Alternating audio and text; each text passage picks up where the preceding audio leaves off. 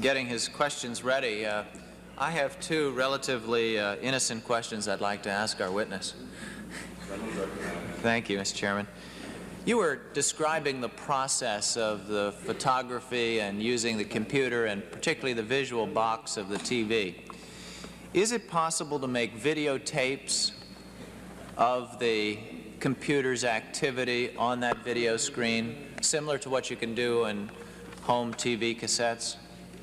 The answer to that is yes, but you have to use a different type of videotaping system than you would find in a regular off-the-shelf thing you could buy from your local electronics store, for example. The reason for that is that to produce a higher quality display on the TV sets that we use for computer enhancement, we use a different electronic format for the creation of the image on the TV tube than the electronic format which is used in commercial broadcast television standards.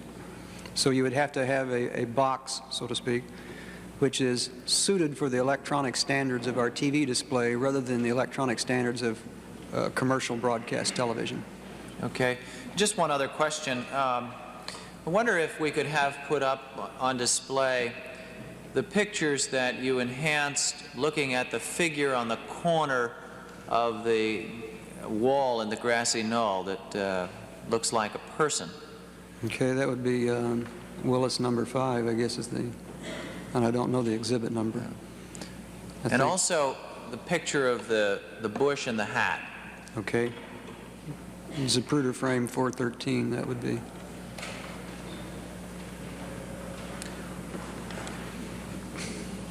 I'll be done in a second.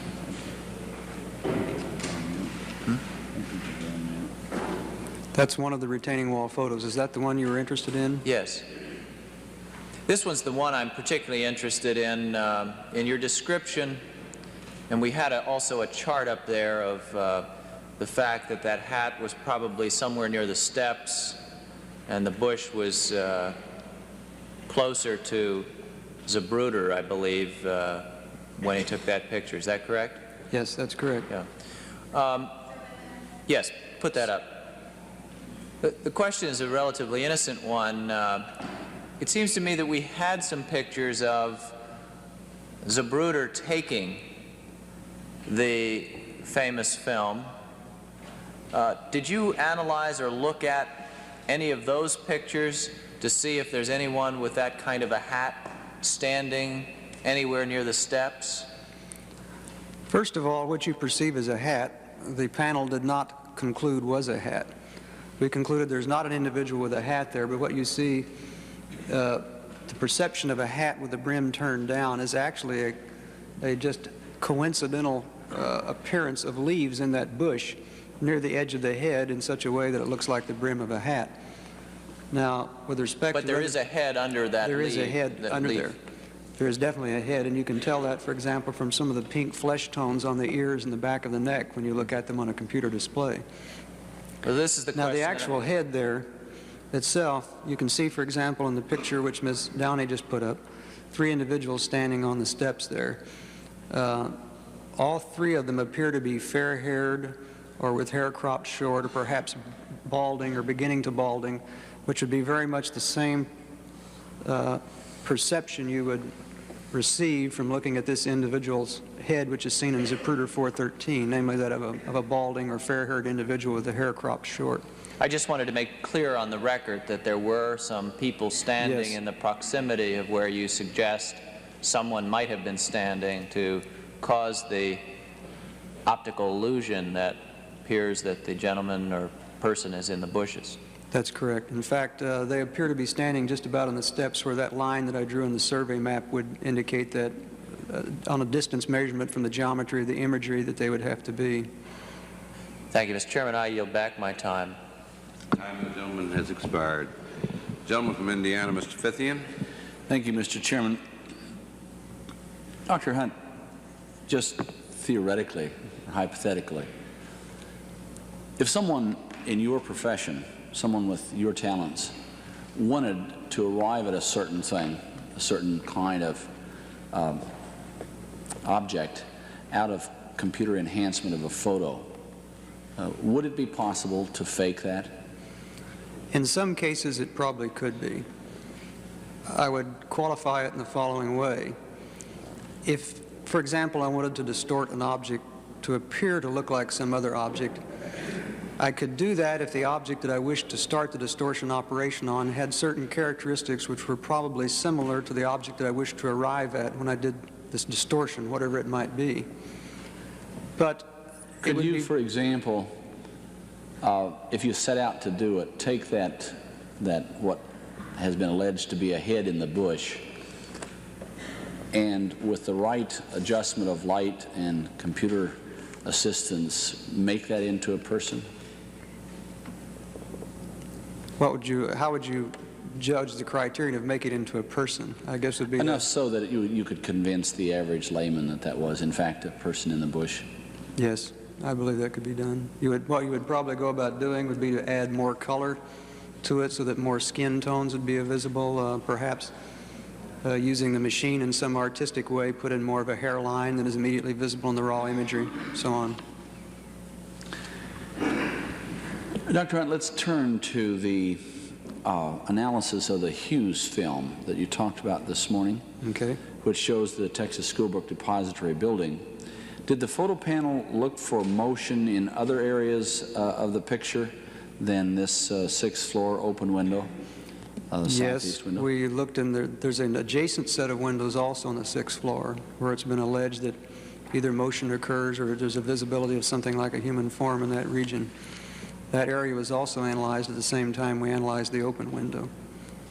And what were the results? The conclusions were negative. We found nothing that we would attribute to real motion of any object that was recognizable by the panel. Referring to the auto-radiographic enhancement of the Dillard photo, which is JFK 156, I don't know that we have to have it back up there, but I wanted to clarify something you said this morning that left me a little uncertain as to what you meant. You said that you were unable to detect any human presence in the window.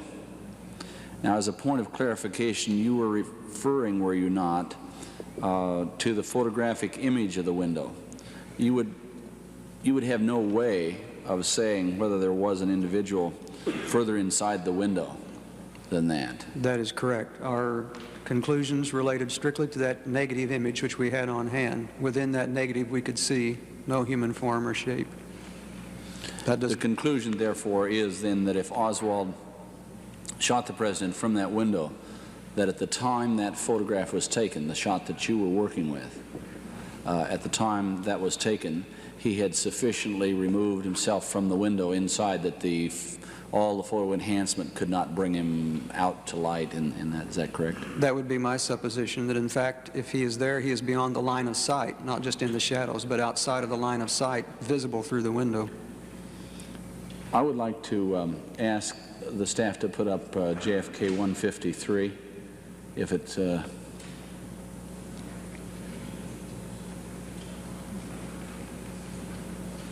As I understand it, Dr. Hunt, this is a picture that was taken a few seconds after the shot. Is that correct?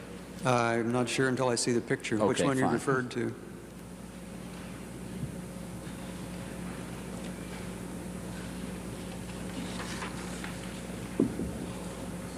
I believe that's the one of the TSB.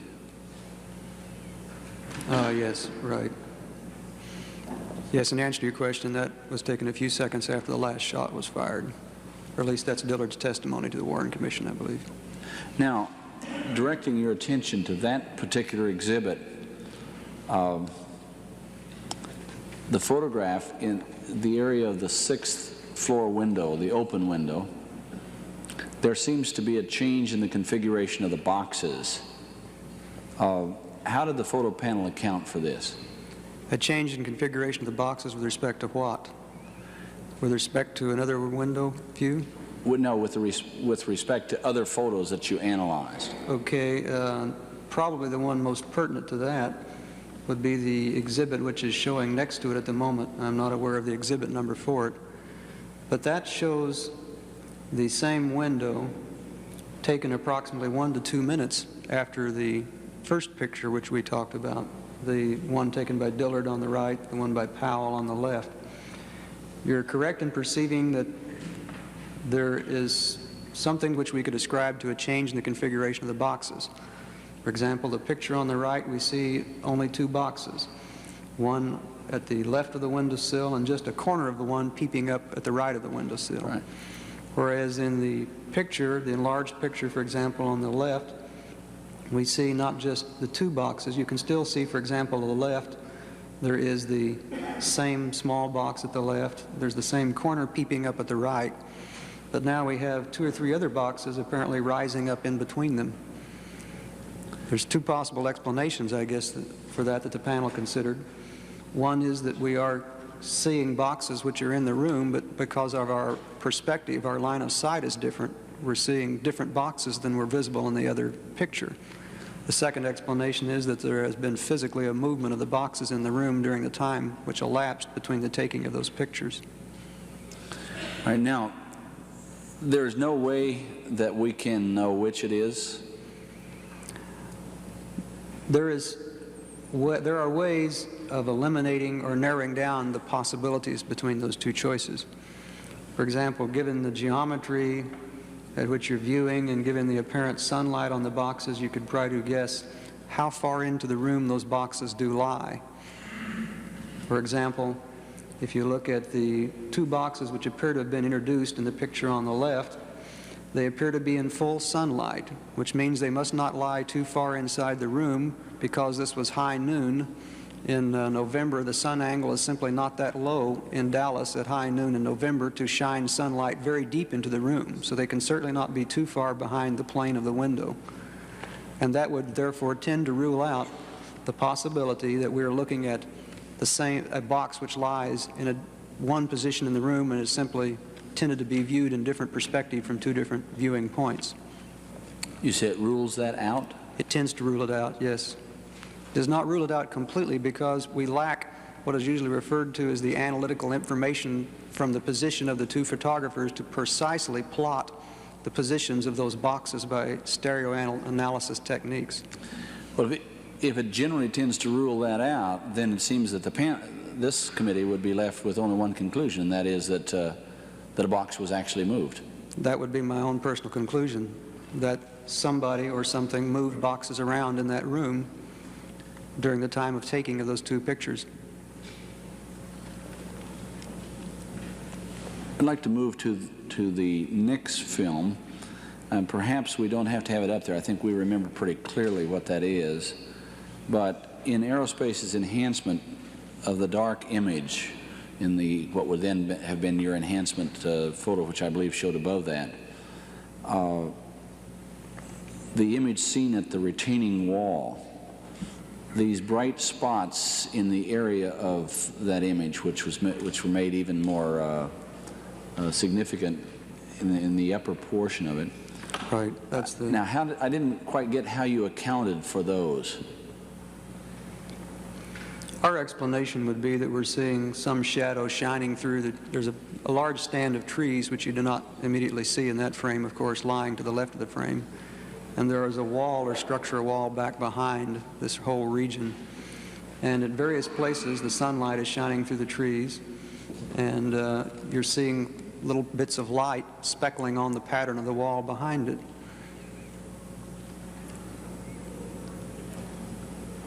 Another explanation would be just that there's simply three bright splotches of paint on the wall back there, for example, which are visible even in the deep shadow that they lie in. Now, while we're referring to this particular section of the photos, there's been a great deal made of this business of somebody seeing a puff of smoke or something they thought was a puff of smoke in the area. As I remember your testimony this morning, you said there is no photographic evidence of that. That's correct. Is there anything that you could tell me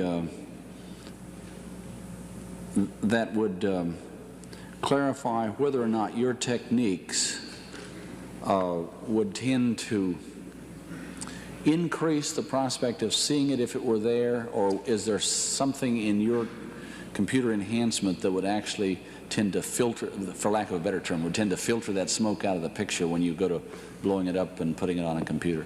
The techniques which we applied in the analysis were specifically those which we hoped would enhance details or features of that type. In other words, we were careful to guard against using any kind of technique which would have the prospect of, and your term of filtering it out is a technically proper one, which would we avoided techniques which would filter out any such type of artifacts. We were using techniques which would bring those details out. So you set out actually to increase the prospect of seeing any smoke that would appear in the picture? Well, not just smoke. It's not to say we were concentrating on just smoke, but we used techniques which would bring out details of any kind, whether they be smoke or people standing at walls, whatever. Those techniques tend to be fairly universal in their application for the enhancement or restoration of details. Let me ask the clerk to put up JFK 155. This is the Willis slide. I don't think that's up there now.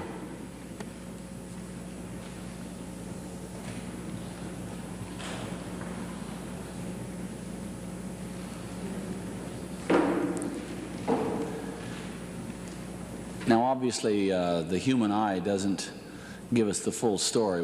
We've discovered that, if we've discovered anything in the last two to 3 weeks. My viewing of this picture indicates that that's a pretty good quality photograph, given a lot of the other things that we've been trying to work with and that you've been trying to work with. And therefore, my layman's judgment is that it is that good a photograph. Why couldn't you get more information from it in regard to the dark image on the retaining wall?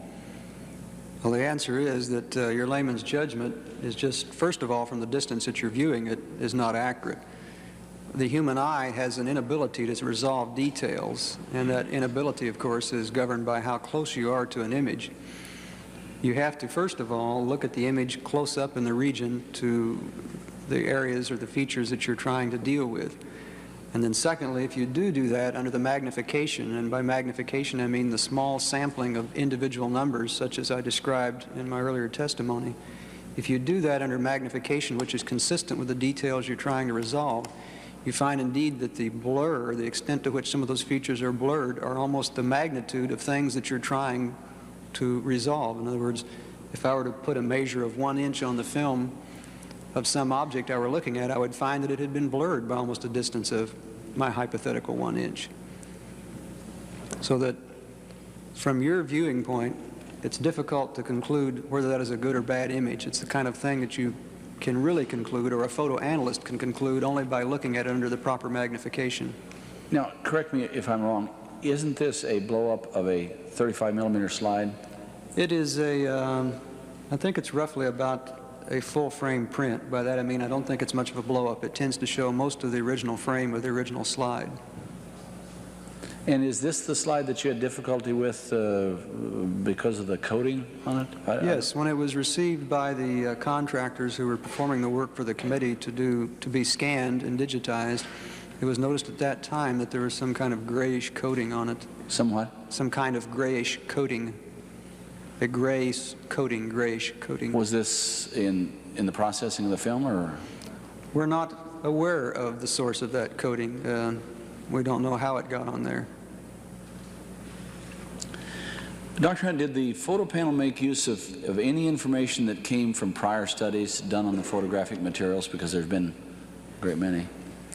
We made use of three different studies which were performed by iTech Corporation in the years 1967, which were performed for Life magazine at that time, and then another study performed in 1976 for CBS television. And did you, I'm now talking about your technique, did you take what they had developed as basic knowledge and go from that? That is, did you rely upon that data, or how did you? We tended to operate in an independent mode of the iTech studies. There's two reasons for that. First of all, technology has advanced considerably from the time of the 1967 studies. More is known about those processes now than was known then. And the second reason was that we were not entirely in agreement with a couple of the techniques that ITEC used, or we thought it was possible to improve upon them in one or two ways, which is not to say that we faulted the ITEC study. It's just simply there were other options that could be explored, and we thought it was worthwhile to do so. So are you satisfied then that you and your group explored all the options that were open to you given the data and the material you had to work with and the state of the art now? That's correct. We think the sum total of the things that we did, the things that ITEC did, represents a very broad spectrum of the options that would be available to any person taking up this technology and applying it to that type of information. Are there any cautionary notes that you would give either ourselves or somebody reading this report 5 or 10 years down the way? Any cautions to be observed in the efforts to enhance poor quality photographs? Yes, I guess the cautions that I would give would be probably the cautions that everybody who intimately works with this technology already knows. Namely, that in anything you do in the way of enhancing an image, it's important to interpret the results which you achieve and interpret it strictly in terms of what you see on the film. My favorite cliche in this regard, and people who worked with me on the panel have heard me use it before, is that low-quality imagery is very much like a Rorschach ink blot. People will look at it and see a lot of different things under a lot of different circumstances. And my main caution in that regard would make sure that you don't fall in the traps that can be presented by drawing more conclusions than are necessarily warranted by the hard evidence on the film itself. I've sometimes looked at some of these pictures and the quality of them, and until somebody pointed out that this was a bush and a tree and a gun and whatever, I had not seen that, and I sort of concluded that it's kind of like the ink blot test. You pass out this to 10 people, and the person tends to bring out of that very subjective photo or conglomeration what he takes to it. I don't know whether I'm making myself clear or not, but it's... Vision is, I have the same impression, vision is the most subjective of the 5 human senses because it conveys the most information. And consequently, that subjectivity will always be employed to whatever extent an individual allows it to be employed.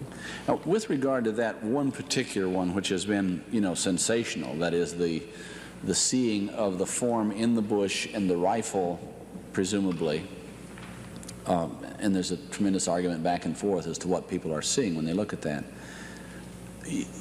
As I understood your testimony this morning, you did a pretty tough analysis of it, but I didn't hear anything that satisfied me. I don't mean any severe criticism here, but I didn't hear anything that satisfied me as to how you dispensed with the idea that that long, black, thin, 45-degree object was not a rifle. Can you tell me what kind of tests you did or didn't do on that particular question? Yes, perhaps it would be better if I went to the display itself. Would you? And let's see, you need to... Does he have everything he needs up there?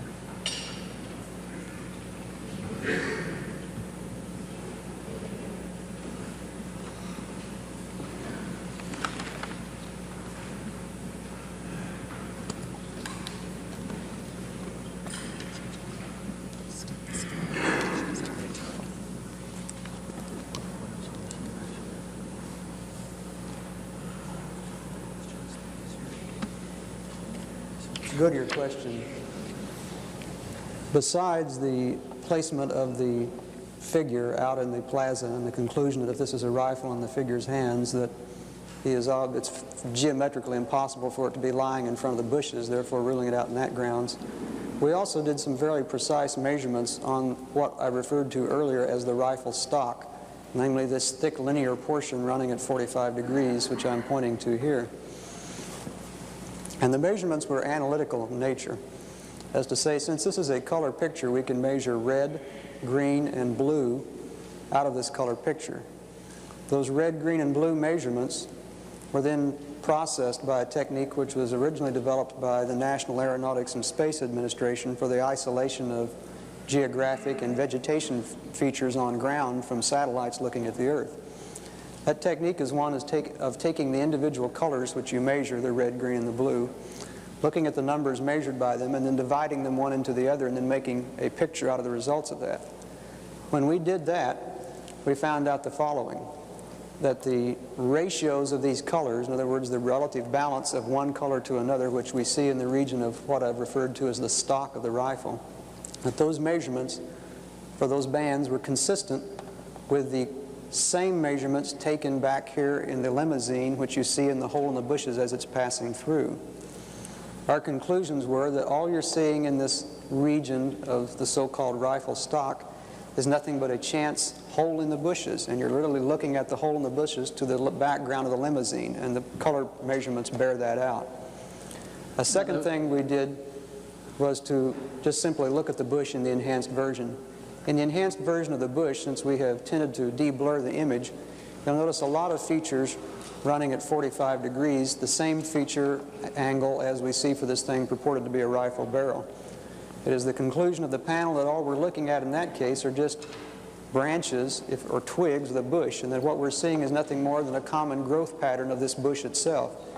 If each one of these is a rifle, then you can count at least 7 or 8 rifles down here, which we consider to be an absurdity. So now, I'm not sure I understood everything you said, but what you are saying is that the paint or the coloration of that alleged form that was the rifle matches precisely that of the side of the limousine? That's correct. So, and it's your conclusion then what, that we're looking at a little piece of the limousine through a bush? That's correct. There just happens to be a hole in the bushes at this point of a strange shape. And it was sort of a rectangular 45-degree shape, which has the same color reflectance values as the back side of the limousine as it proceeds across the plaza. Thank you. I just have one concluding question, and if you want to return to your material.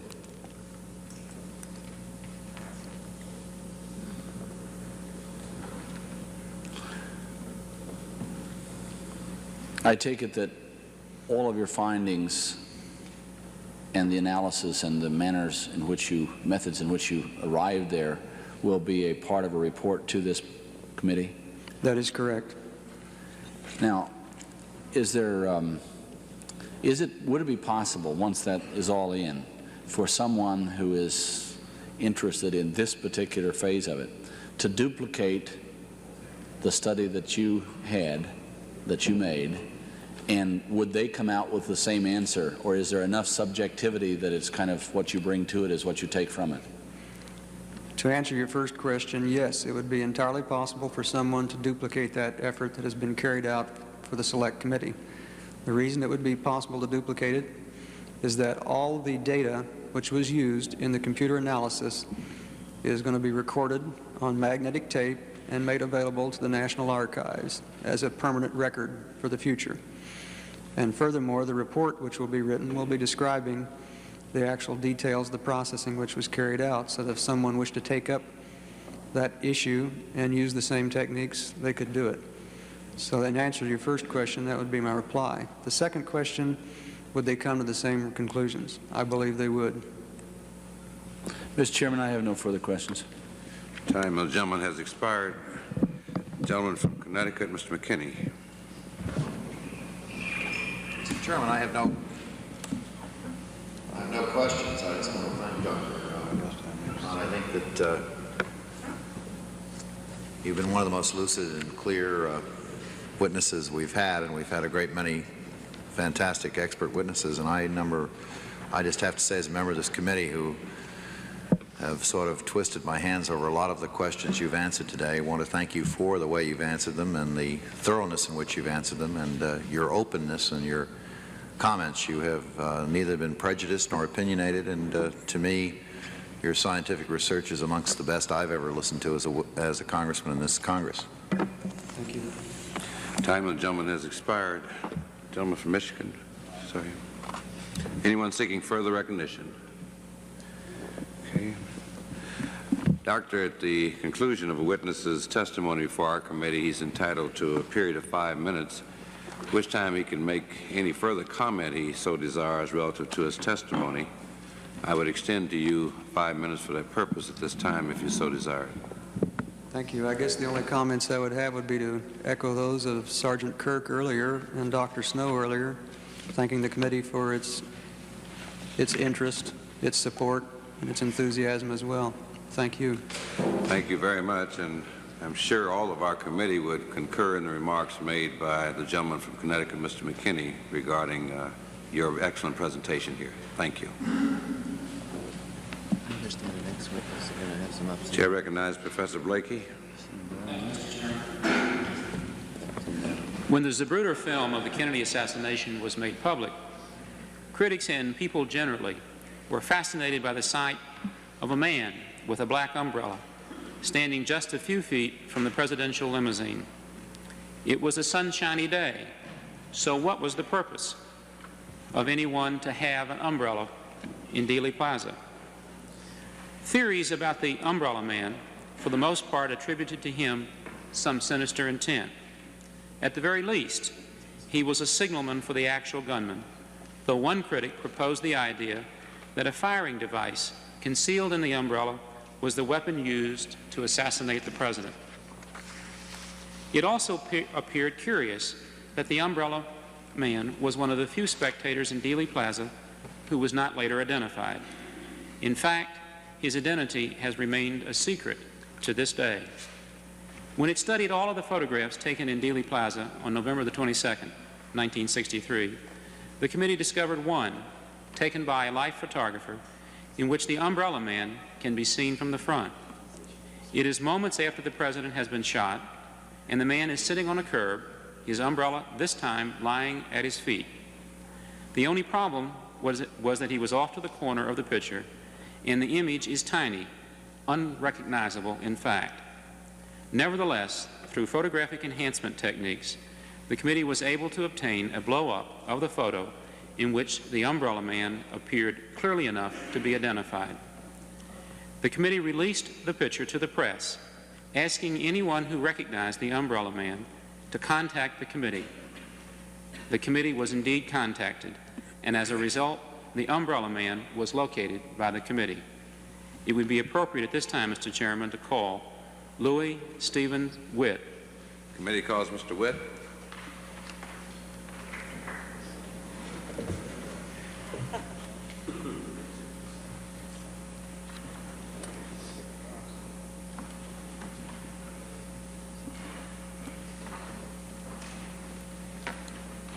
Sir, you please stand, raise your right hand, be sworn.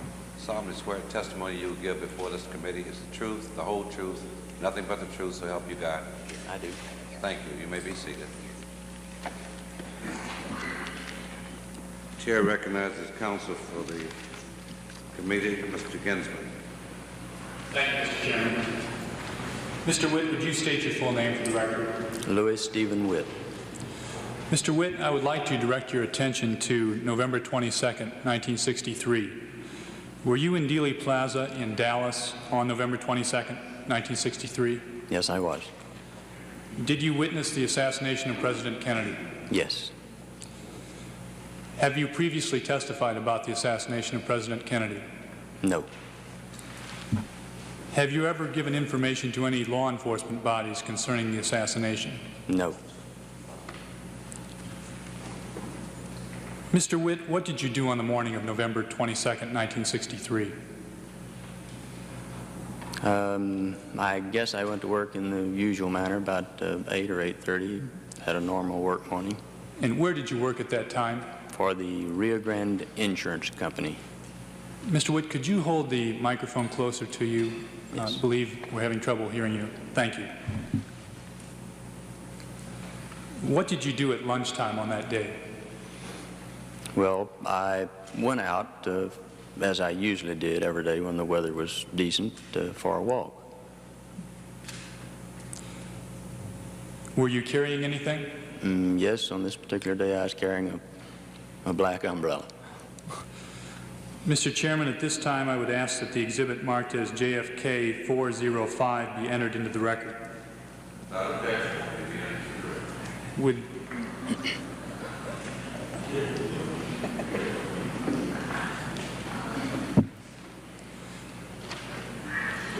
Mr. Witt, can you identify exhibit 405? I would say that's the umbrella I was carrying. Why were you carrying an umbrella that day? Actually, I was going to use this umbrella to heckle the president's motorcade. How had you gotten this idea?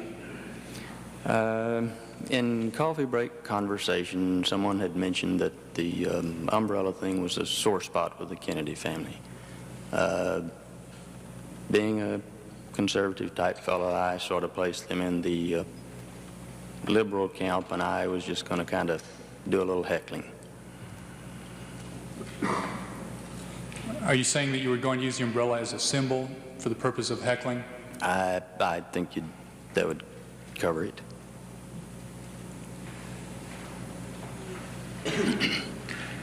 On November 22nd, 1963, were you aware of the motorcade route? No, not really. I knew that they would be going down the center part of town somewhere in the noontime. What route did you follow during your walk? Well, when I left the building, which was located at the corner of Elm Street and Field Street, I went south on Field Street over to Main Street. This was where the crowds of people were, where the people were lining the sidewalks on either side. When you reached Main Street, in which direction did you head? I traveled west. This would put me turning right from the direction that I came. West on Main Street? Yes. Why did you continue in that direction? Well, every day I walk someplace, and looking back, the only reason I can account for my going that direction as opposed to the other direction would be that since I was carrying that stupid umbrella and intent on heckling the president, and not being a person who was given to, prior to this time, doing things that would bring myself into notice, the only thing I can say is that I had went down the street where I assumed there would be fewer people because the buildings on the west end of the street, or the lower end of the street as I might refer to it, there were either no buildings or there were low buildings where there were not a lot of people working. How far did you go on? Would you be kind enough to pull that microphone closer to you? We're having some difficulty hearing you. Right. Is that too close, or is that about right? No, that's fine. Thank you. Thank you. How far did you go on Main Street? Well, I walked all the way down Main Street to the courthouse records building area and on to Houston Street. Which way did you travel on Houston? Well, at this time, I think I must have been planning to go back to the street that I worked on, Elm Street, which would be one block over. I traveled north over toward Elm Street. What did you do once you arrived at Elm Street? Well, I ended up turning left and going down into what's known as Dealey Plaza. The only reason I can think that I ended up down there was possibly I looked down there and saw an area where there were not a large group of people. There were people in that area, but there was also in this area, which later became known as the Grassy Knoll, there was no one out in that area in any great numbers. What did you do when you reached the Grassy Knoll? I think I went sort of, maybe halfway up the grassy area, somewhere in that vicinity. I'm pretty sure I sat down. Were you waiting for the motorcade? Yes. Do you recall how long you waited?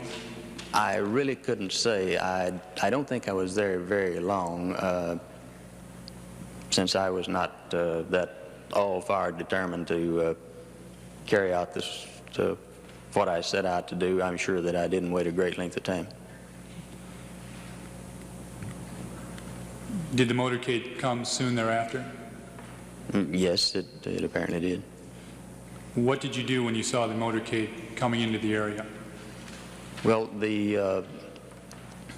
as I recall, the motorcade had already made the turn and was coming down Elm Street, going west on Elm, before I became aware that it was there.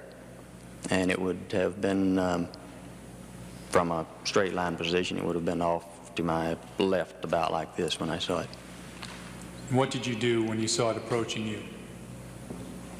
I think I got up and started fiddling with that umbrella, trying to get it open, and at the same time I was walking forward, walking towards the street. And you have testified that you were opening the umbrella to use it as a symbol, hoping to catch the president's eye? Yes, sir. Could you elaborate further as to the type of symbol you thought you were applying? Well, I just knew that it was a sore spot for the Kennedys, that I just knew the vague generalities of it. It had something to do with something that happened years ago with the senior Kennedy, Joe Kennedy, when he was ambassador to England. What happened next? Beg your pardon? What happened next? I believe you testified that you were moving forward, opening your umbrella as the motorcade was approaching you. Yes. Limousine.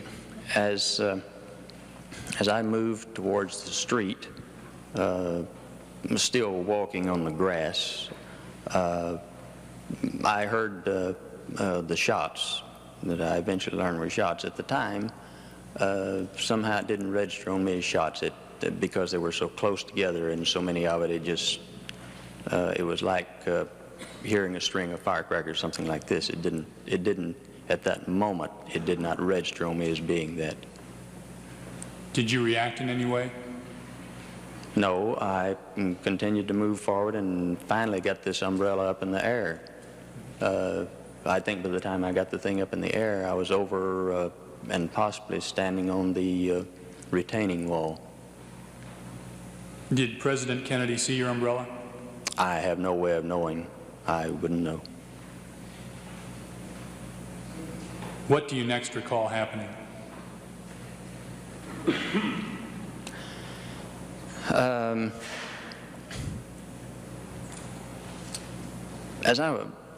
Let me go back a minute. As I was moving forward, I apparently had this umbrella in front of me for some few steps,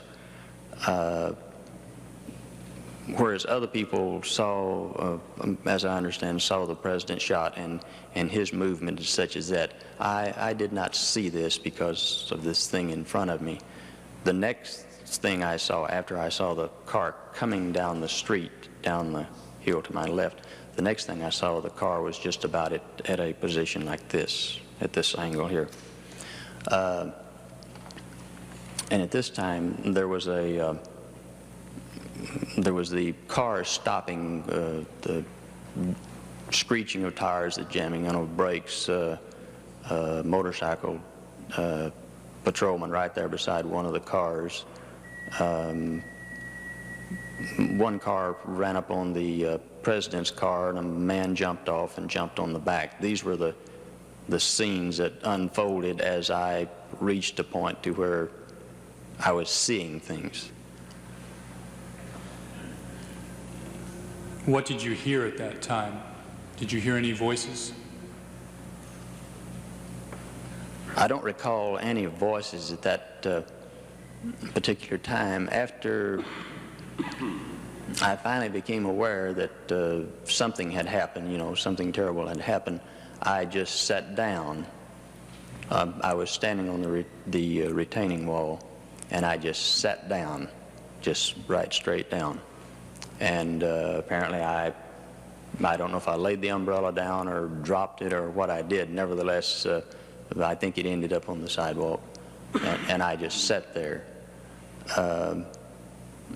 Some of the things that I recall, there was one of the things that I remember seeing while standing, there was a couple I looked down to the right, and there was a man and a woman, and they were covering some children. They were lying down, and they were covering these children with their body. And this may have caused me to sit down, or I may have just sat down because I was stunned, because there for a few minutes or for a few seconds at least, I didn't seem to be able to collect my thoughts.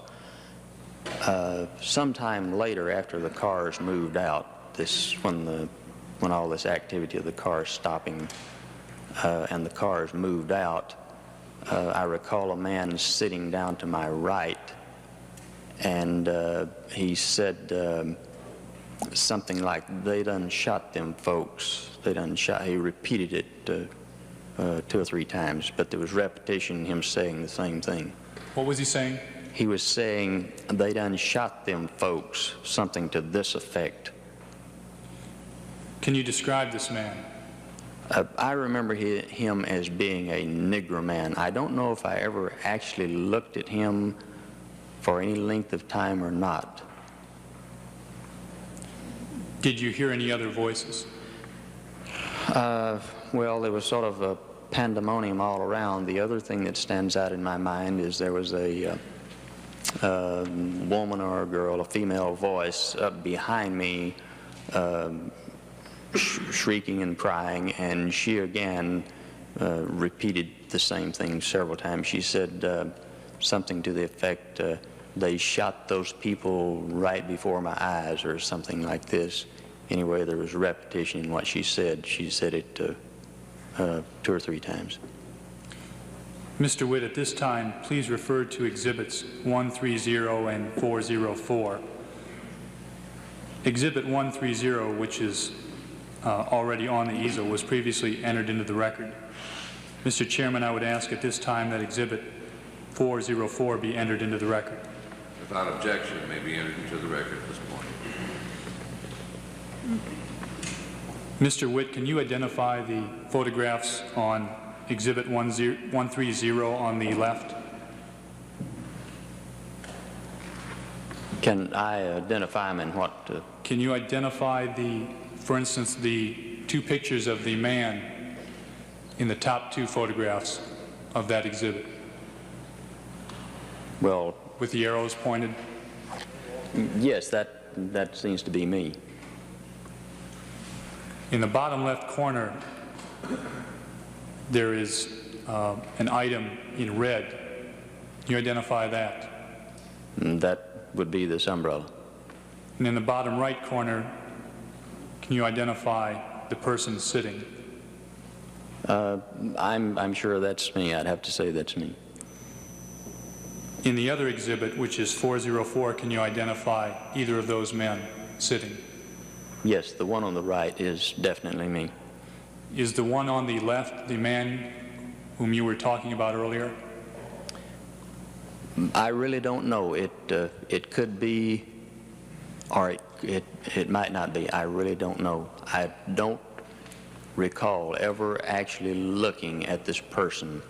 I don't know if I ever replied to what he said. I could have just kind of speaking automatically, maybe agreeing with what he said or something like this.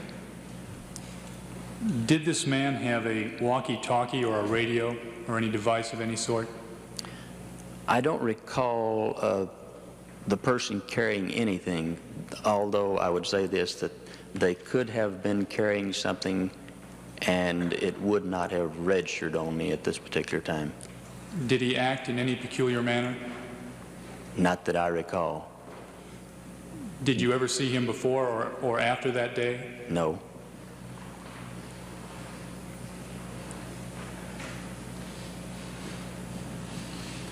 What happened next after you were seated and after you had heard these voices? I continued to sit there for some period of time, and I don't know how long I was there. I don't know if it was say a minute or 2 or 3 minutes or longer. I doubt if I stayed there very long.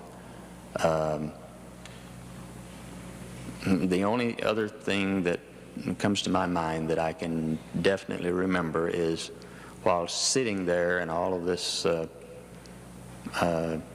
commotion is going on around me, I just recall looking up to my left, and there was a policeman standing up there with a drawn gun. He was holding the point of the gun up in the air, the barrel of the gun.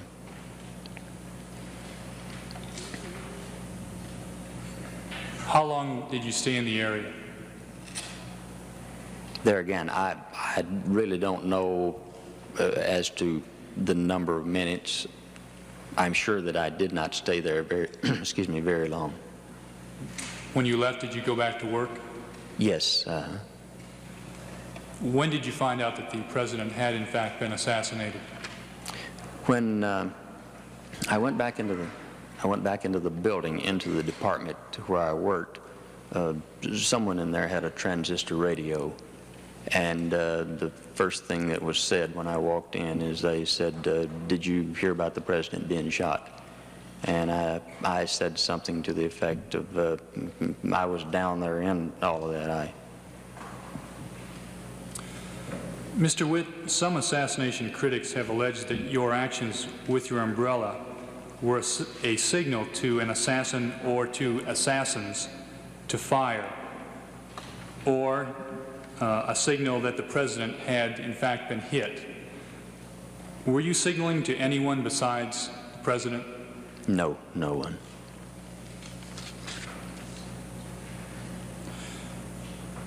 Mr. Chairman, at this time I would ask that the exhibit marked as JFK 404 be entered into the record. Without objection, may be entered to the record.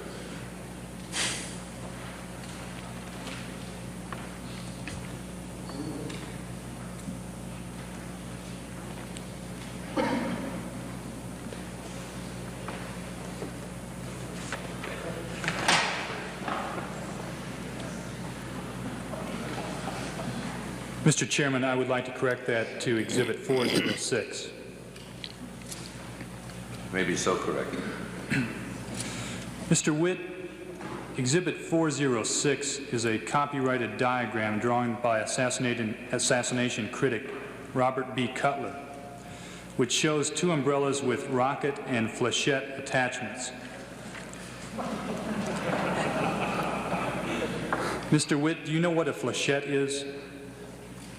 I do now. I did not prior to our interview yesterday evening. Thank you. Did the umbrella in your possession on November 22nd, 1963 contain a flechette or a rocket or a dart? No, it did not. Has exhibit 405, the umbrella, ever contained a flechette, rocket, or dart? No, not since it's been in my possession. Did the umbrella in your possession on November 22nd, 1963 contain a gun or a weapon of any sort? No. Has exhibit 405 ever contained a gun or weapon of any sort? This umbrella? Yes. No, no. Thank you very much, Mr. Witt. Mr. Chairman, I have no further questions. Chair recognizes the gentleman from District of Columbia, Mr. Fauntroy, for such time as he may consume. Thank you, Mr. Chairman. Mr. Witt, first of all, I wonder if you would tell us where you lived on November the 22nd, 1963. Where were you living? My home address? Home address. At 7209 Embassy Street. I still live there. I see. And where did you work at that time? I was working for the Rio Grande National Life Insurance Company.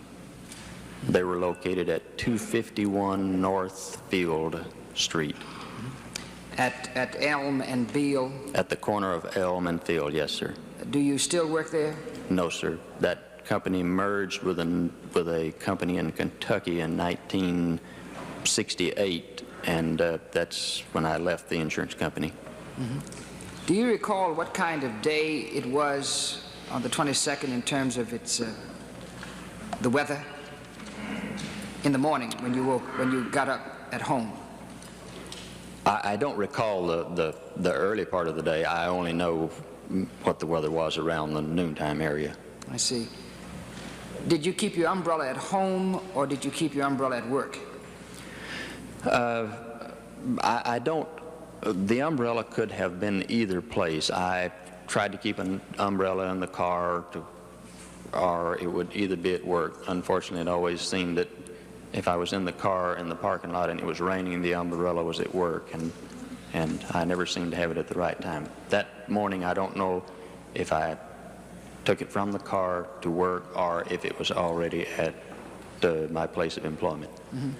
Now, when you left, so you don't know whether you took the umbrella from home to work and thence to the motorcade, or whether the umbrella was at work. You don't recall that? I don't recall, no, sir. All right. Now, when you left, let's assume that it was at work.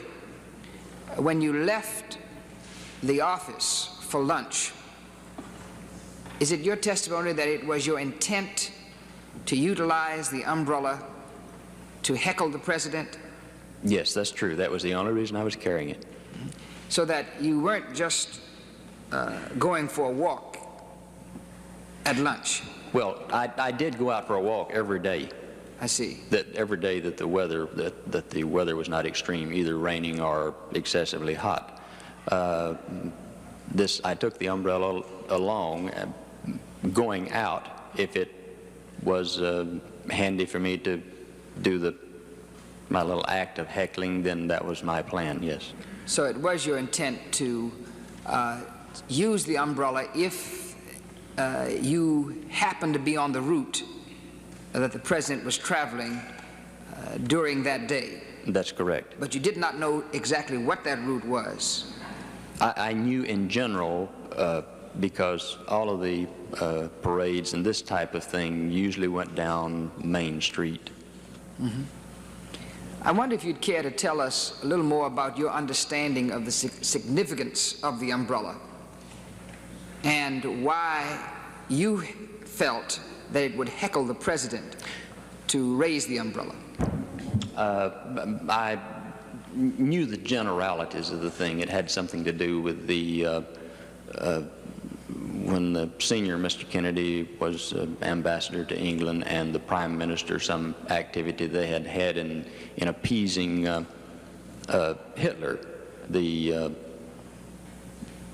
umbrella that the Prime Minister of England came back with got to be a symbol with some manner with the British people. By association, it got transferred to the Kennedy family, and as I understood, it was a sore spot with the Kennedy family. And like I said, in coffee break conversations, someone had mentioned that I think it's one of the towns in Arizona, either Tucson or Phoenix, that someone had been out at the airport or at some place where some members of the Kennedy family came through, and they were rather irritated by the fact that they were brandishing the umbrellas. This is how the idea sort of got stuck in my mind.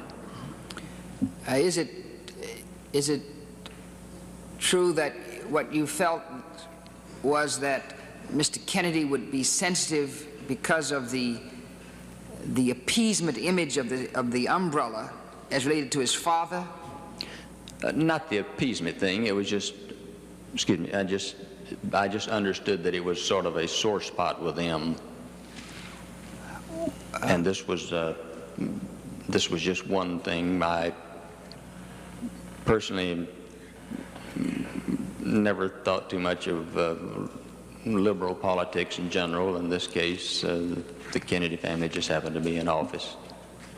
I see. And it had no relationship in your own thinking between Mr. Kennedy's posture with, say, the Russians? No, that wasn't it at all. But someone you had read in the paper that someone had used an umbrella to heckle the president, and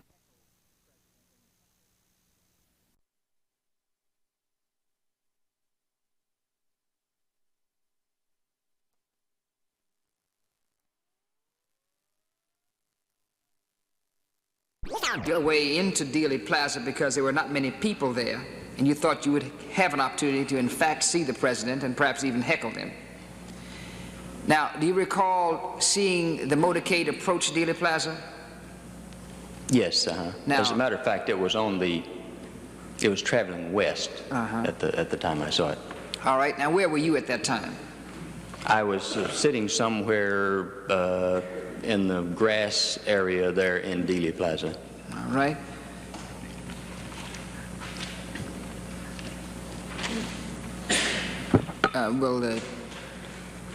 Will we suspend for just a moment?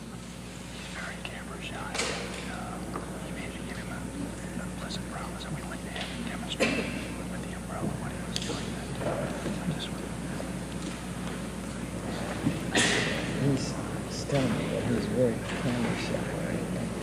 Pressed it up enough to have him demonstrate.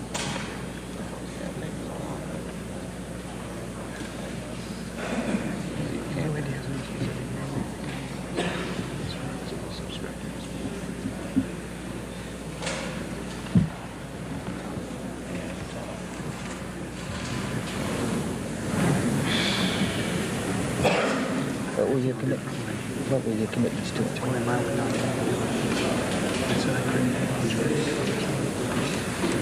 I said he couldn't remember exactly what he was doing.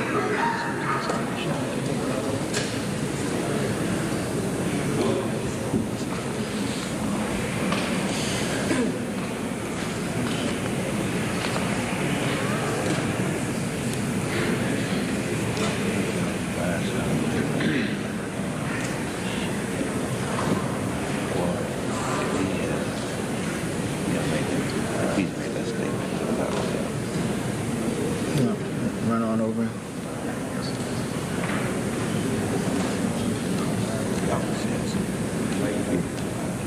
He says he can't.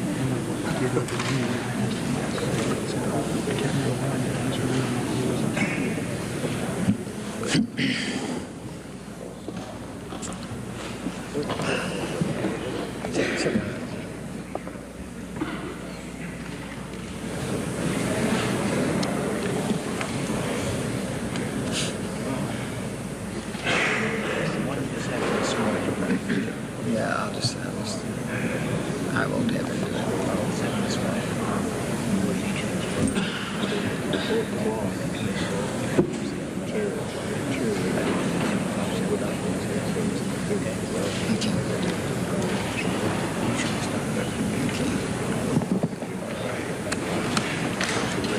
I'm asking to describe it.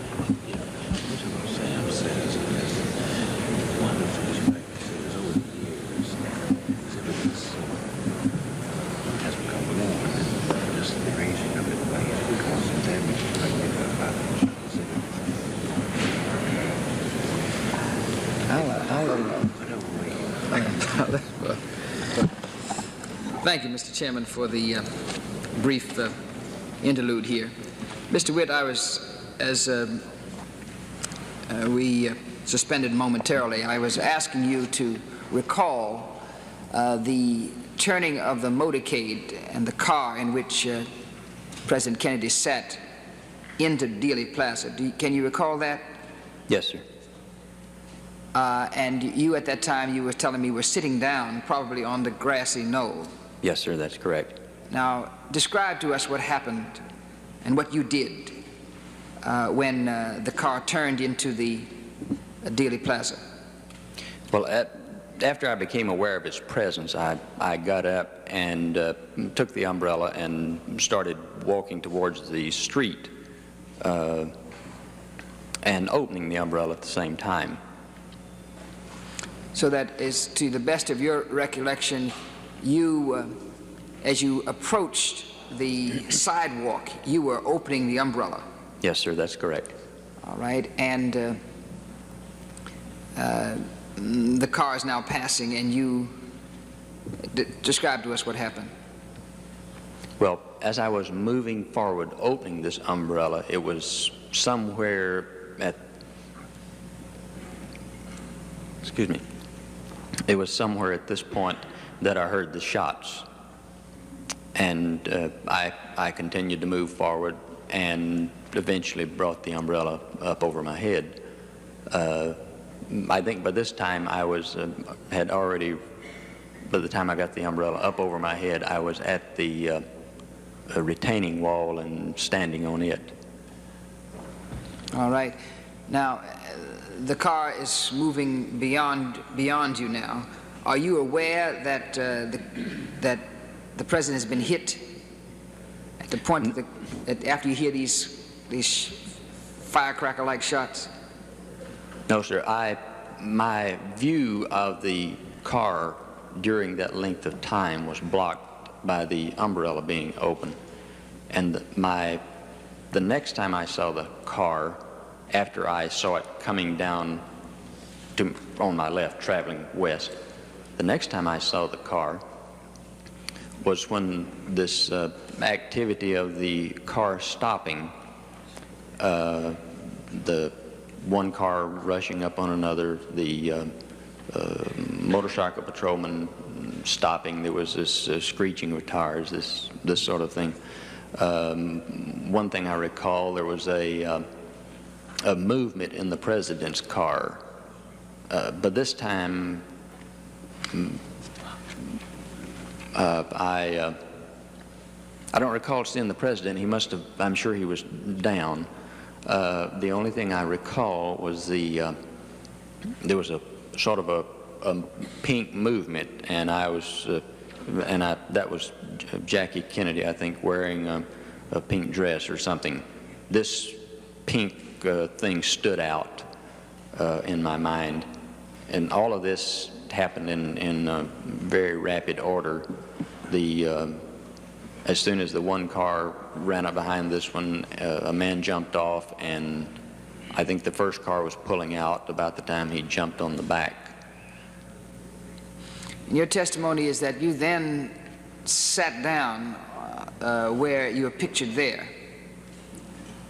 Yes, sir. In the exhibit. And at this point, I was aware that something terrible had happened. Something terrible had happened? Yes. At the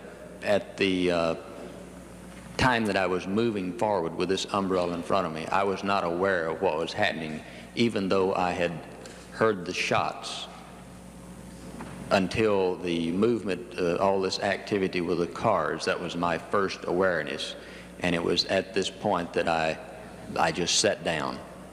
Mm-hmm. And as you sat, you recall that two things. One, that you recall seeing a couple covering their children, you say off to the side? Yes, off to my right. And you recall the presence of someone sitting beside you. Is that true? That's correct. And someone from behind you saying something? Yes. I don't know which of these came first, but the person sitting to my right said something to the effect that they done shot them folks, something like this. I think it was repeated about 2 or 3 times. There was repetition. I don't know if they meant to be talking to me or if they were just talking out loud to themselves. As I testified before, I don't think I ever actually looked directly at this person. I don't recall ever, say, just turning and taking a good look at the person. I think what I was doing, I was just, at this point, I was somewhat stunned, and I just heard this while sitting there. At about this same time, I don't know if it was before I heard this or after, about this same time there was this female voice up behind me shrieking and saying, "They've shot those people, they shot those people." I think she may have said, "They shot those people before my eyes," or something like this. There were a number of people I could hear crying in the background, this sort of thing. So that your description of your emotions after sitting down would be that you were stunned. Is that true? Yes. Once the realization that something terrible had happened, yes, I was stunned. I must admit that my reaction to the picture by which you were ultimately identified was one of a very cool cat. That is, you look rather cool there to me.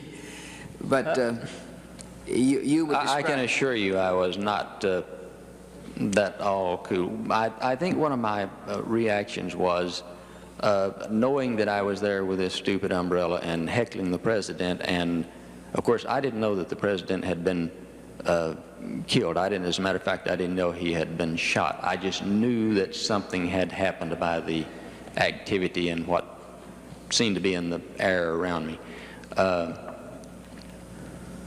But I think my own thinking may have been at the time that I'd have to describe it as a kind of like a bad joke that had gone sour, or a practical joke you'd pulled on someone that had gone sour, since I was there with this thing and for that purpose.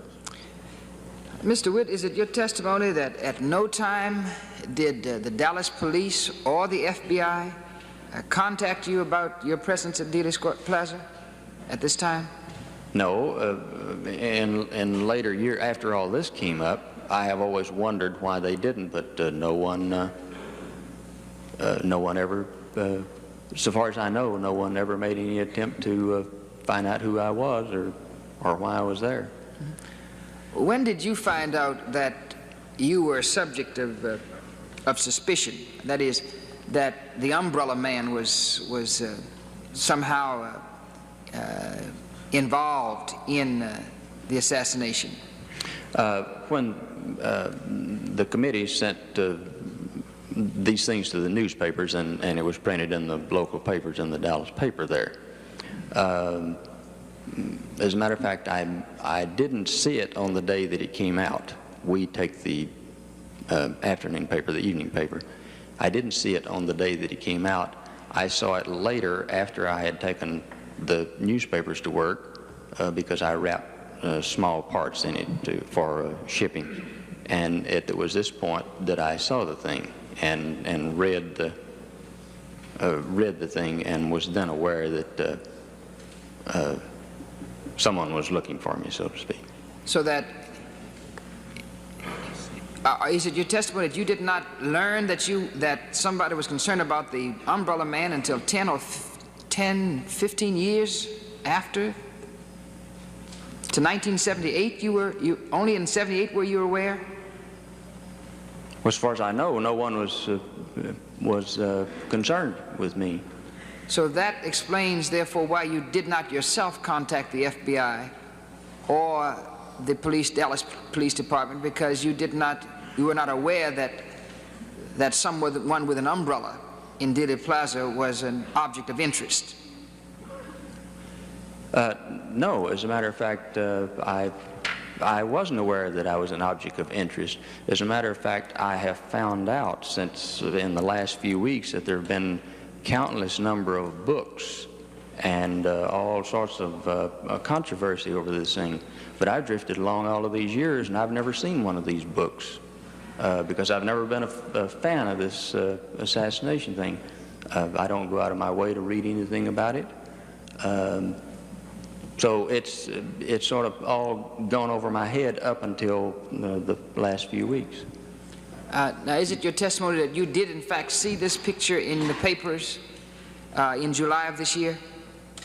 I saw this picture right here, the blurred picture in the lower right-hand corner of that. And did you recognize it as yourself? After I read the account, yes. Why didn't you come forward then? Quite frankly, I didn't, at this point, I certainly didn't want anybody to know who I was. Mm-hmm.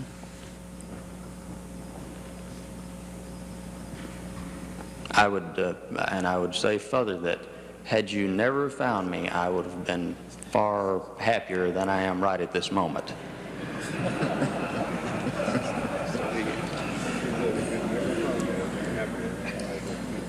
Mr. Chairman, I'll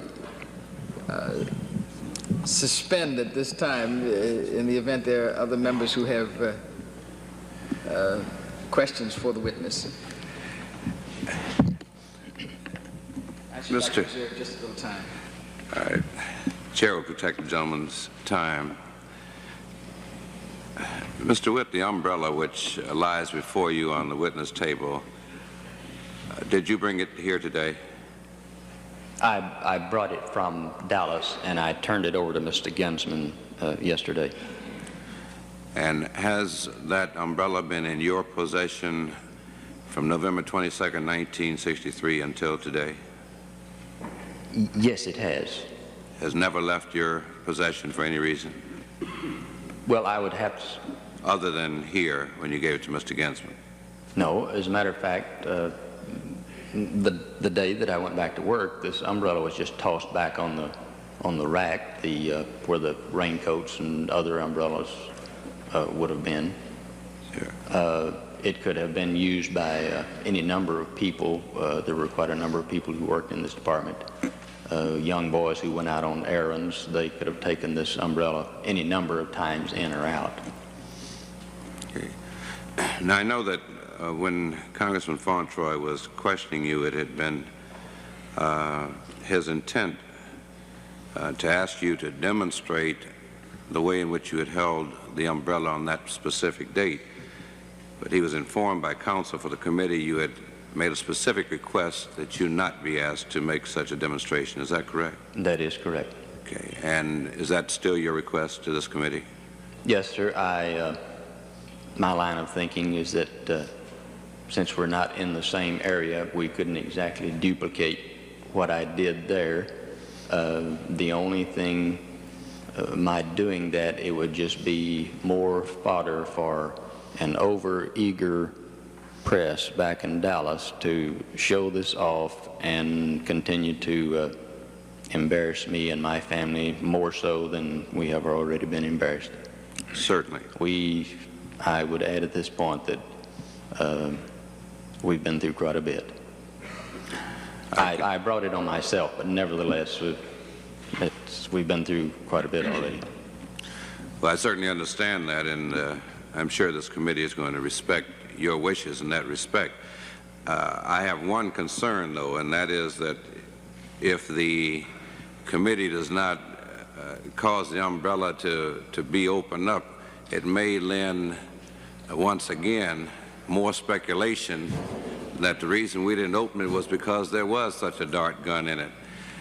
For that reason, I'm not going to ask you to do it, but I think that it's important that committee staff open this umbrella so we can ascertain there's no dart gun in it. As far as I'm concerned, they're certainly welcome to. All right. Can we have someone from the staff do that? That Miss Cynthia Cooper of the committee staff. Maybe you ought to turn that way with it.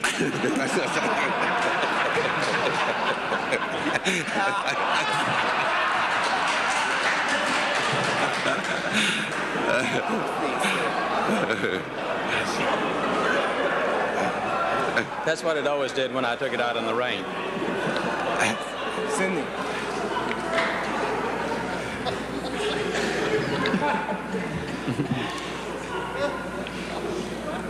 Hold it up. Be very careful. Well, I guess there's no gun in it. Thank you very much. The gentleman from Ohio, Mr. Devine. Mr. Witt, we understand your reluctance to be here, and we appreciate very much your coming forward. Just for the record, would you tell the committee what you did when you saw your picture in the paper? To whom did you report, or what did you do? When I saw the picture? Yes. I didn't do anything at that time. I was working at the time I saw it and was aware that I was wanted by this, for questioning by this committee. Yes. I didn't do anything. I didn't make any effort to contact this committee or anyone else. I just did nothing.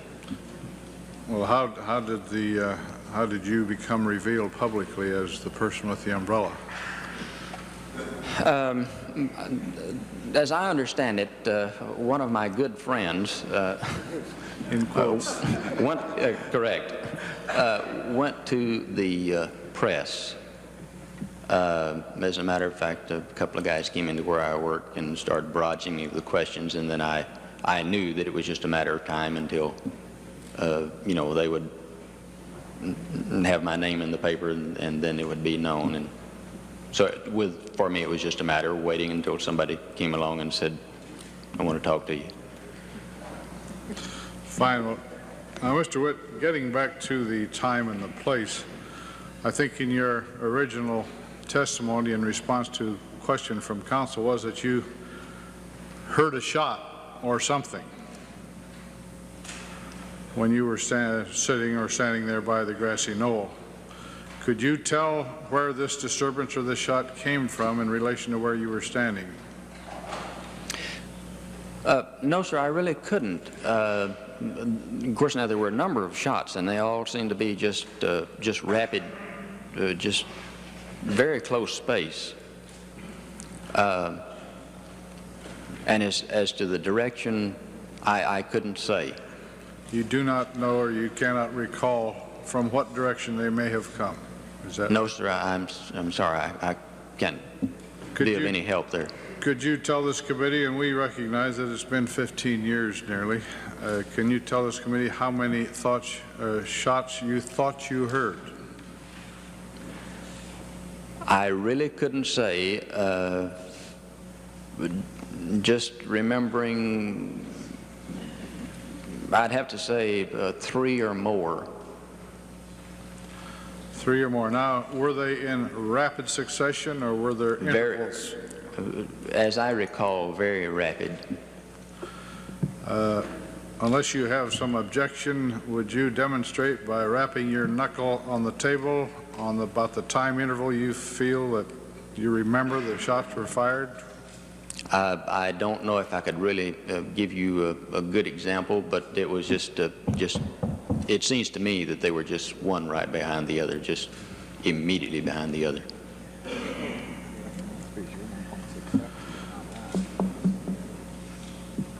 As I recall, when the President's motorcade was moving towards you, you were standing, and did you run the umbrella up and down as a symbol of Neville Chamberlain, or did you just hold it up, or did you point it in his direction, or what did you do specifically? I really don't recall. I could have moved the umbrella up and down, but I just don't recall. But then when the disturbance occurred and the presidential motorcade moved out, you sat down. Yes, sir. And there was someone beside you, as is indicated by that lower right-hand picture? Yes, I still don't know if they were sitting there when I sat down, or if they moved to that point later. I don't remember. Did you say you saw people running then, after you were seated? No, at one point there was the person that I mentioned before as running was a man who jumped off of the second car and ran and jumped onto the back of the president's car. I'm talking primarily about spectators. Was there any movement among the spectators that you noticed? Not that I recall of spectators. There was people who seemed to run from the street up that grassy knoll, but somewhere along the way I heard that these were Secret Service men or maybe plainclothes policemen. But when you say running up the grassy knoll, would mean in a direction away from the president's car? Away from the street, and it would be to the well, I guess it would be up to the side of that school book depository building. You mentioned you saw a police officer with a revolver or a handgun in a raised position? This was some time after some time had elapsed. Are you talking about seconds or minutes? More in minutes. This was after I had sat down. As a matter of fact, it was somewhere about the point where I guess I was getting ready to leave. And after the motorcade moved out and the crowd was mulling around, you just casually went back to your place of employment? I don't know if casually describes it or not. I did pick up the umbrella and go back up Elm Street to the building where I worked. The one end of the building was on Elm Street. And that's the first time you learned that the president had been shot? After I got back into the building, yes, sir. Fine, that's all, Mr. Chairman. Thank you. Time of the gentleman has expired. Gentleman from Tennessee, Mr. Ford.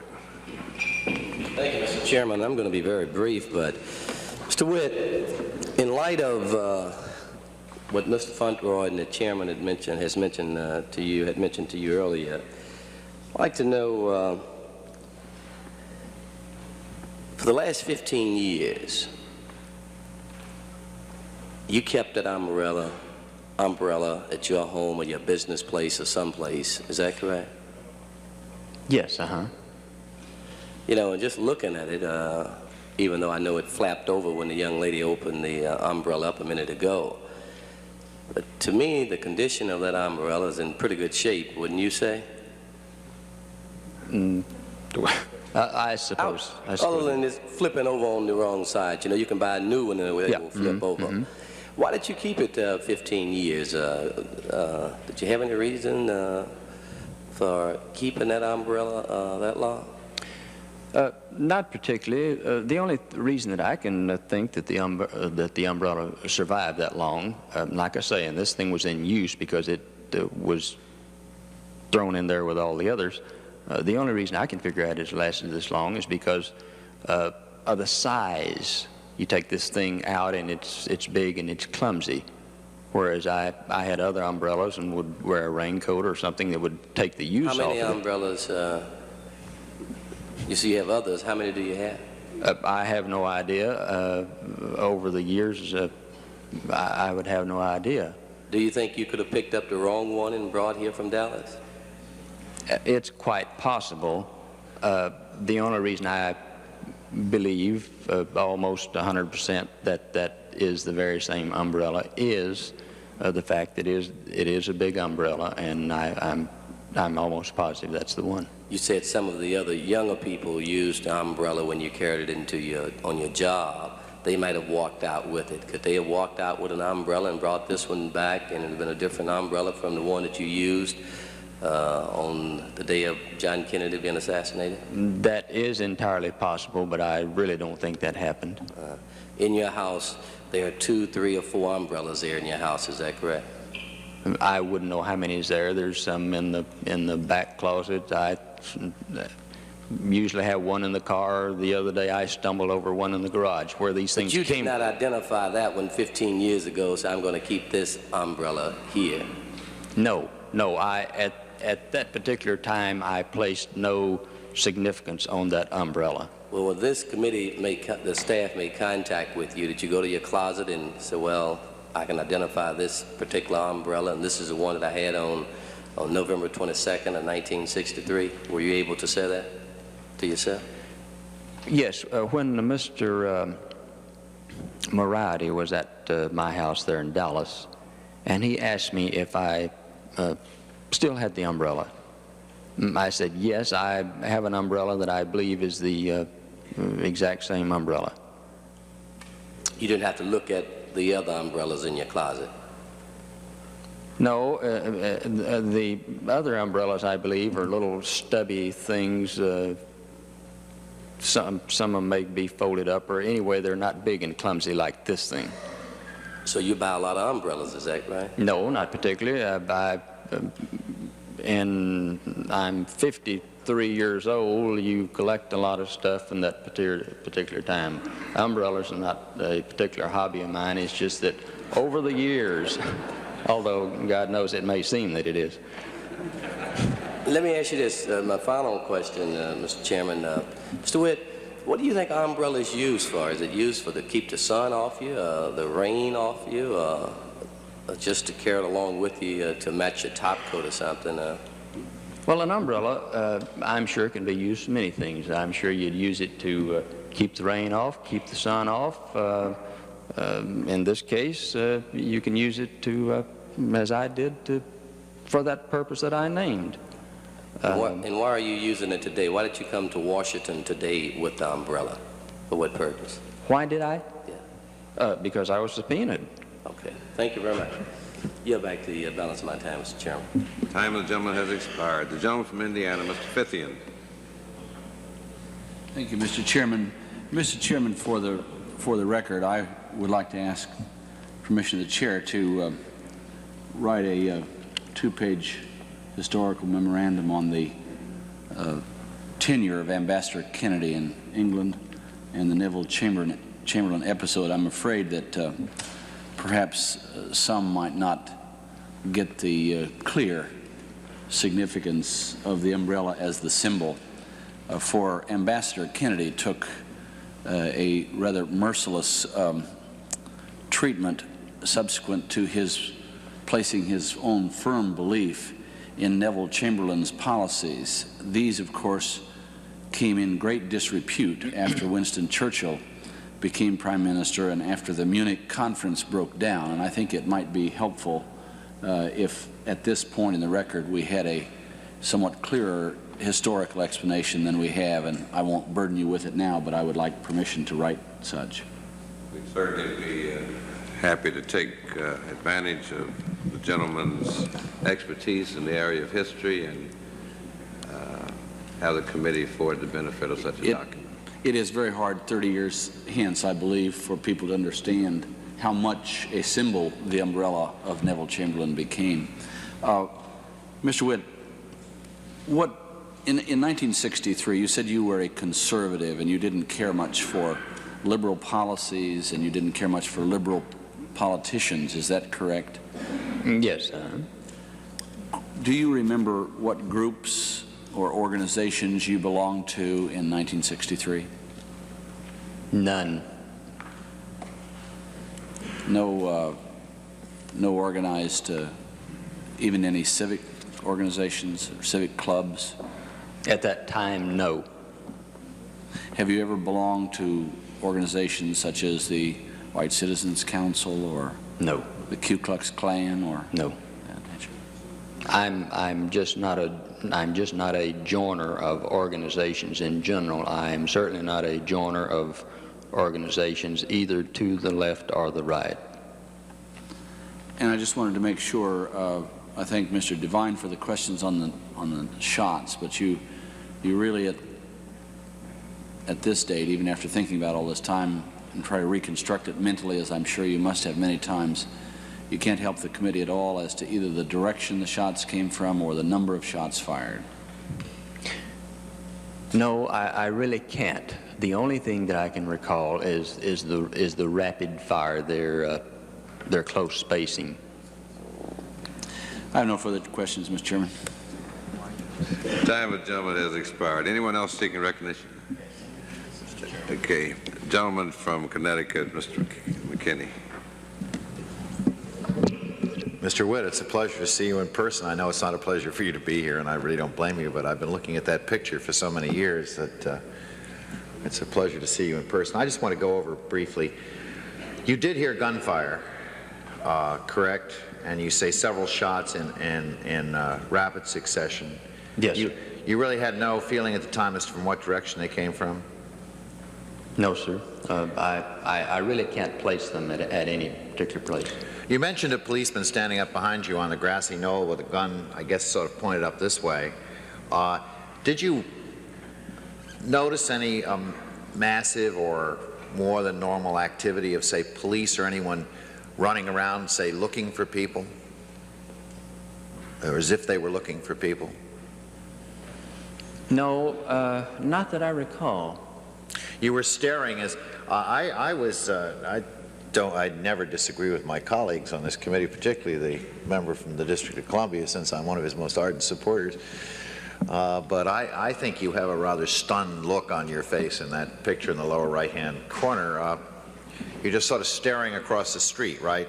So that you really weren't spending much time. You've testified you didn't really even look at the guy next to you. Yes, this is correct. And one of the gentlemen up there described me as being very cool. I'm afraid he was... Well, I think your jaw's a little low in that picture to look cool. It looks to me like you're sort of... I was definitely stunned. This is why that some things I don't remember. The things that I do remember are the things where there was repetition. The multiple shots, this person repeating themselves, the woman repeating herself, naturally the activity of the cars, that sticks with me. If I said anything to the person sitting to my right, I don't recall what it was. One of the strange things about this assassination is that a few people write a few words about the picket fence or the retaining wall, and this committee's had to spend hundreds of thousands of dollars to try and find out what went on. They made a lot of money out of a few words, and we're spending money trying to figure out whether what they said was true or not. Did you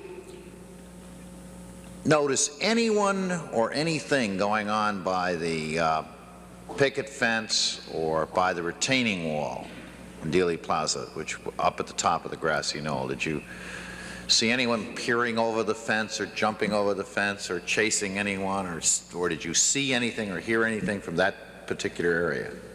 No, sir, I did not, because at no point was I ever facing that direction. Since that area, though, was quite close to you in comparison to the book depository, do you feel in your own mind that if a shot had come from the quote-unquote grassy knoll, picket fence, retaining wall area, that you would have been aware of where that shot had been come from, as in general you were not aware of where any of the shots came from, but that area was quite close to you?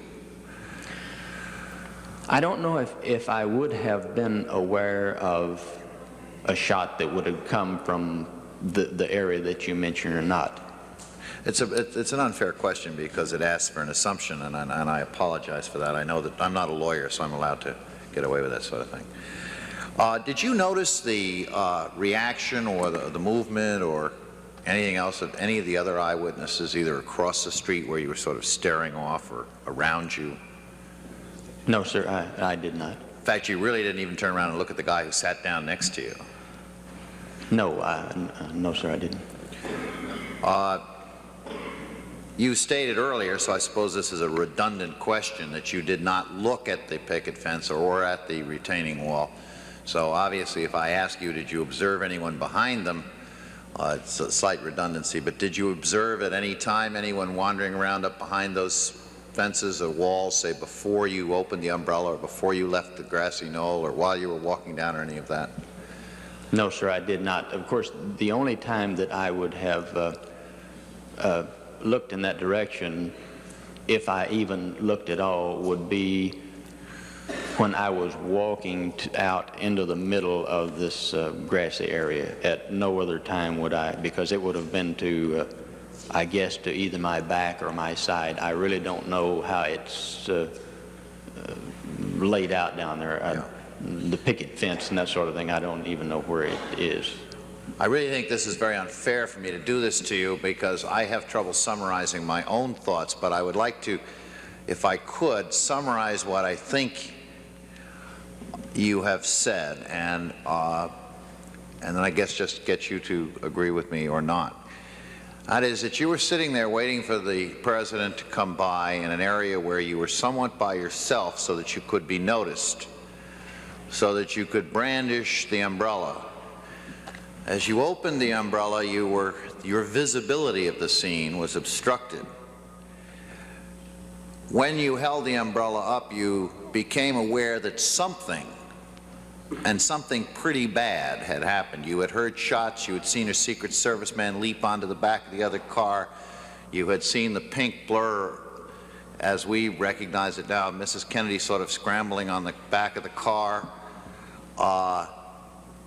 You closed the umbrella, sat down, dropped the umbrella on the sidewalk, and realized that what had started out as quote-unquote a joke for you had somehow or other, and you knew not how, turned into just something that hadn't worked. It was sour.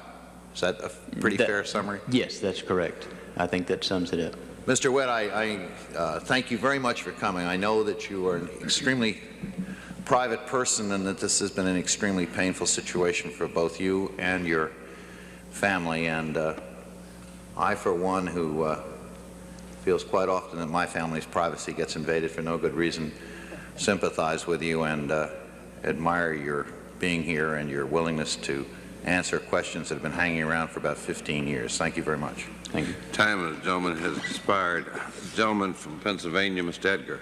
Thank you, Mr. Chairman.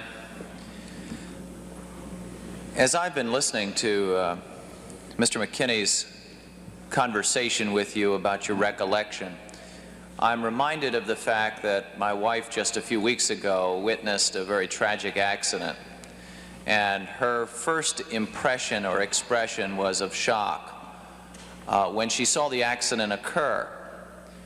But after the shock subsided, she had the wits to go and say to the policeman who eventually arrived that she would be willing to act as a witness, given whatever testimony she could about who was or who was not involved and exactly how the accident occurred for purposes of later investigations.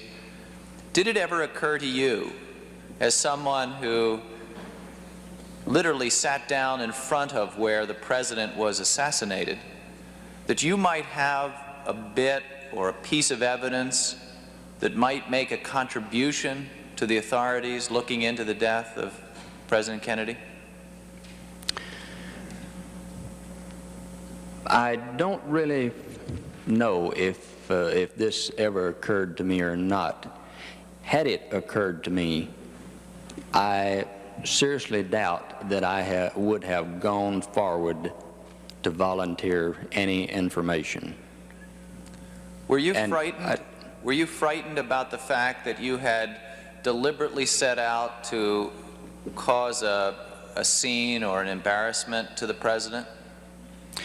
Not frightened as such, but at that time there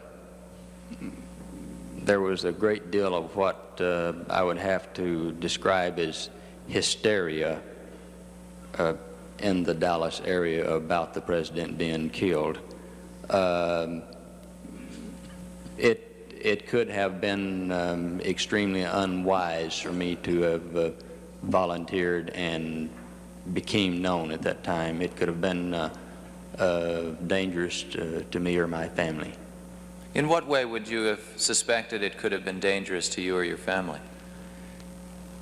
Well, you would kind of have had to live in the city to be aware of how things were then. In that everyone was, I really wouldn't know how to describe it.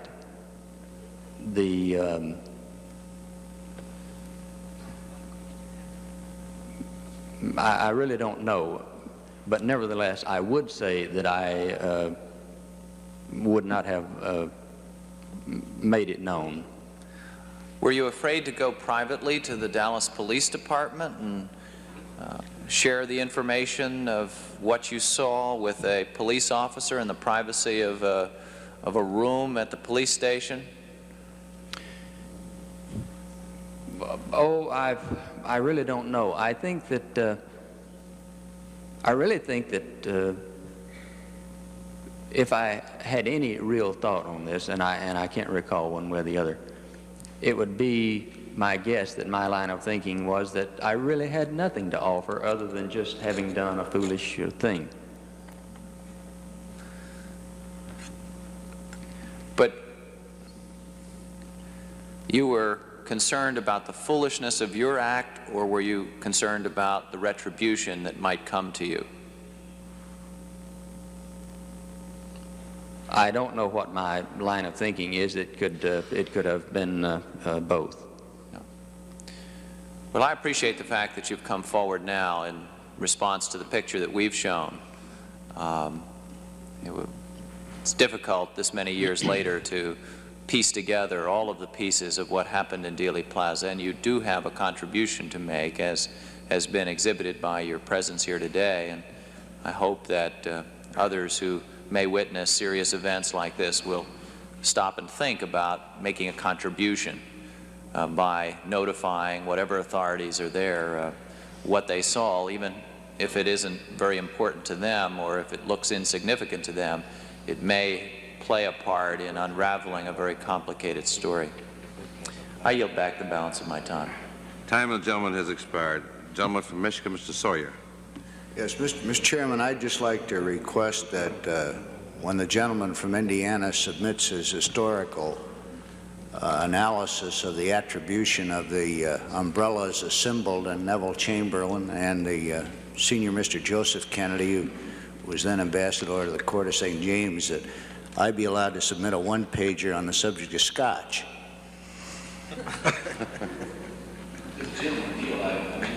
say just for the benefit of the witness more than anyone else, the sensitivity of the late President Kennedy on this point stems as much as any other, not only because of the close family relationship, but because he was secretary to his father, the ambassador, during a part of that tenure. And I think it was all the more a kind of a personal thing. And he went on, of course, to write the award-winning thesis at Harvard entitled While England Slept. And a lot of people believe that that was, again, a sort of his own trying to wrestle with this bad taste that was left in the mouth of the American people because of Ambassador Kennedy's interpretation of the German-British pact at Munich. I have nothing further, Mr. Chairman. Time of the gentleman has expired. Gentleman from District of Columbia, Mr. Fontroy. Mr. Chairman, I simply have one more question for Mr. Witt. Mr. Witt, you have indicated that you have learned over these years now that the umbrella man was considered a factor, that even someone has suggested that the umbrella was a gun and that it may have been a signal. You may want also to know, and therefore to help us, that the person sitting beside you has been alleged to have been a Cuban, and that other pictures taken in the plaza suggested that he may have been talking on a two-way radio while he was sitting beside you. And it would be of great interest to us to identify who that person sitting beside you was. And for that reason, I simply ask, is there anything that you can recall about the person that would enable us to find him, even as we found you, because your story certainly sounds plausible? I wish that I could give you more information, but I'm sorry I can't now. As for him talking on a two-way radio while sitting beside me, I feel sure that I would have been aware of that, even though I was stunned and I don't recall ever looking directly at the man. But I believe that anyone who was sitting that close, as the picture shows it, I feel sure that I would have known if they were holding, because those walkie-talkie things are fairly large. They're certainly bigger than a person's hand. I feel like that I would have remembered that.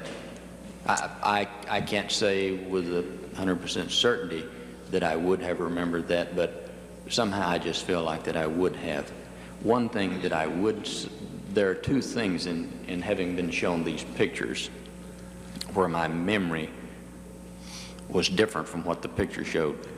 Number one, the couple that were covering the children, I remembered them as being up close to me, as being fairly close, because I looked, I saw them doing this, and in later years I've thought how ridiculous it was of me standing up there with gunfire going on, standing there like a tourist, and here was these people had the presence of mind to cover these children. The other thing is in my memory, I don't remember a person sitting that close to me. The person that I remember is saying what he did and repeating it a number of times. I don't remember having been that close. I don't know if these pictures are taken at an angle that makes it look like that, or if my memory is playing tricks on me. Thank you, Mr. Chairman. Gentleman from Ohio, Mr. Devine.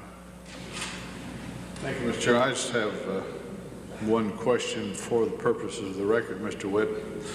This appears to have been somewhat of an impulsive act on your part. I was wondering, is there anything in your history that you have been a demonstrator or a picketer or engaged in symbolic acts in the past, or is this just a single incident in your life that you wish it hadn't happened? Never before. This was the only time. True, I wish that it had not happened. I am not a person who wants to bring himself into notice, and I think this very fact is what put me down there in that area, in this street that I went down. There was all of these people. Had I broke out this big oversized umbrella, there would have been people standing on either side of me and maybe questioning what the heck was I doing. By continuing my little walk, I don't know how long I continued to maintain the idea that I was going to do this, but I have the feeling that when I was headed back in the direction of where I work, that I saw this area down there and an open space where there were not all this many people around. So I would think it would be my particular personality of not wanting to be questioned by people or putting on a show in front of people that led me into that particular location. But for the record, this is the first and probably... Stay right there before we move. Hey, calm down. Calm down. Calm down. Calm down.